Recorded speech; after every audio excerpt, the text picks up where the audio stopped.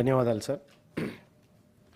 Sir ఒక 2-3 రోజుల క్రితం మా ఆఫీస్కి ఒక వ్యక్తి వచ్చి ఒక మాట చెప్పినాడు సార్. దాన్ని గుర్తు చేయదలుచుకున్నాను సార్. అతని పైన క్లినికల్ ట్రయల్స్ జరిగినాయి సార్.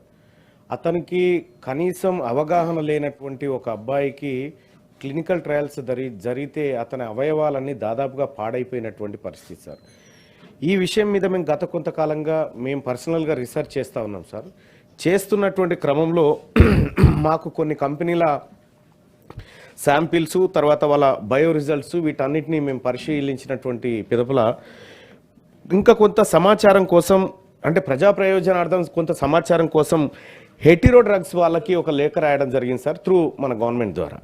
కానీ వాళ్ళు ఇప్పటి వరకు ఆ సమాచారం ఇవ్వకుండా చాలా రోజుల నుంచి, ఎప్పుడు సార్ నేను దాదాపు 4 నెలల క్రితం నుంచి ప్రయత్నం చేస్తూ ఉన్నా. రైట్ టు ఇన్ఫర్మేషన్లో పెట్టినా ఇవ్వట్లేదు, ఎక్కడ పెట్టినా ఇవ్వట్లేదు సార్. ప్రధానంగా ఏంటంటే సార్, నాకు తెలిసినటువంటి విషయం ఏంటంటే, ఆ విషయం కనుక బయటకు వస్తే అమెరికానే షేక్ అయ్యే పరిస్థితి అనిపిస్తూ ఉంది సార్ నాకైతే. ఎందుకంటే గత కొన్నేళ్ళుగా జరుగుతున్నటువంటి ఒక చీకటి వ్యవహారం ఇందులో దాగినట్టుగా నా దృష్టికి వచ్చింది సార్.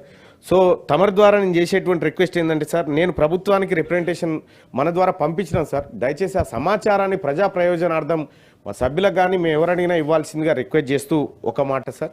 ఇంకొక చిన్న మాట ఏంటంటే సార్, చాలామంది ఈ సభ దిక్కు చూస్తూ ఉన్నారు సార్. ఎందుకంటే ఇక్కడ జరుగుతున్నటువంటి చర్చ తెలంగాణ ప్రజలకు నిజంగా ఇక్కడ మా చర్చ జరుగుతూ ఉంది, ఇక్కడ మంచి వాతావరణంలో అనేటువంటి ఒక ఆశ కలుగుతూ వాళ్ళు చాలామంది కూడా వాళ్ళ ఇష్యూస్ షేర్ చేస్తూ ఉన్నారు సార్. అయితే సార్ ఇక్కడ నిమ్స్లో 60-70% ఇప్పటికి కూడా ఆంధ్ర ఎంప్లాయీస్ని వేరే రకంగా రిక్రూట్ చేసుకుంటా ఉన్నారు. లోకల్ వాళ్ళకి నష్టం జరుగుతుంది అనేటువంటి మాట ఇక్కడ నిరుద్యోగులు చెప్తున్నటువంటి మాట సార్. సో వాళ్ళు చాలా రోజుల నుంచి రిక్వెస్ట్ చేస్తూ ఉన్నారు సార్, పారామెడికల్ అన్ఎంప్లాయిడ్ యూత్ దయచేసి లోకల్ వాళ్ళతో రిక్రూట్ చేసుకోవాలనేటువంటి మాట వాళ్ళు ఒకటి చెప్తా ఉన్నారు సార్.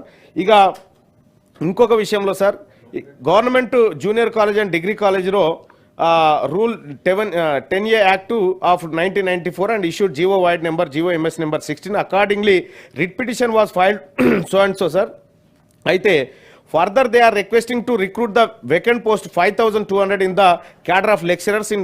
అయితే మనం ప్రైవేట్ లెక్చరర్లను రెగ్యులరైజ్ చేసుకున్నాం సార్ హైకోర్టు ఆర్డర్ ద్వారా. అయితే వాళ్ళు ఏమంటున్నారంటే సార్, సో దాంట్లో కరెక్ట్గా జరగలేదు, మిగతా వాళ్ళకి అన్యాయం జరిగింది అనేటువంటి మాట చెప్తా ఉన్నారు సార్. గౌరవ న్యాయస్థానం దృష్టిలో ఉంది కాబట్టి అది దాని గురించి నేను సభ దృష్టికి సూచాయగా తీసుకొస్తున్నటువంటి మాట సార్. ఇంకొక చిన్న సార్, ఇన్ని ఉండవు స్పెషల్ మెన్షన్స్ అంటే ఒకటే ఉంటుంది, ఇక మళ్ళీ అవకాశం లేదు సార్.